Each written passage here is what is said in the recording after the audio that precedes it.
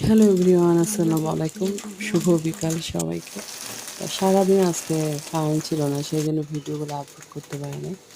আর সকালবেলা রুটি ডিম ভাজা করেছিলাম, আর দুপুরবেলা যেহেতু মঙ্গলবার বাসায় ছিলাম একটু ভর্তা করলাম, কারণ দেখা যায় আসলে বয়স হওয়ার পরে কোনো বিরিয়ানি, মোরগ, পোলাও, রোস্ট কিছুই ভালো লাগে না, একটু ভর্তাই ভালো লাগে।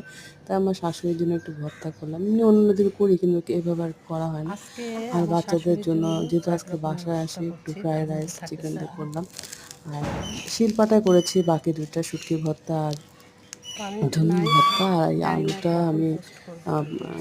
বাটনাতে করছি। তা পটল এটাই ভাজি, ছিল দুপুরে রান্না আলু বান্না। বেগুন দিয়ে, আর মাছে মাছও আজকে আছে, তো মাছ এনেছে, স্কুলে আনা নেওয়ার সিমও ব্যাপারটা দিয়েছি। এটা আরিশের আব্বুই অনেক করছে, আমি টেস্টি শুধু হয় ঝাল ঝাল করে রান্না সন্ধ্যাবেলায় করলে। যাব মাদ্রাসায়। শুটকি ভর্তা, আলু ভর্তা, এটা হলো ধুন্দল ভর্তা, সালাদ, ভাত।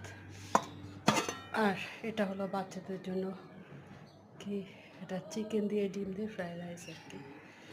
এখন যে যেটা খাবে। আজকে মঙ্গলবার, আমার শাশুড়ির জন্য বিশেষ করে আমি ভর্তাটা করলাম। সে ভর্তাটা খুব পছন্দ করে। ফকির আসছে তো, আচ্ছা দেখি দাঁড়াও, আসতেছি আমি।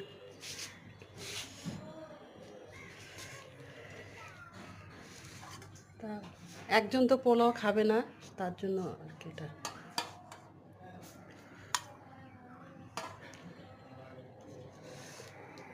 আলু ভর্তা,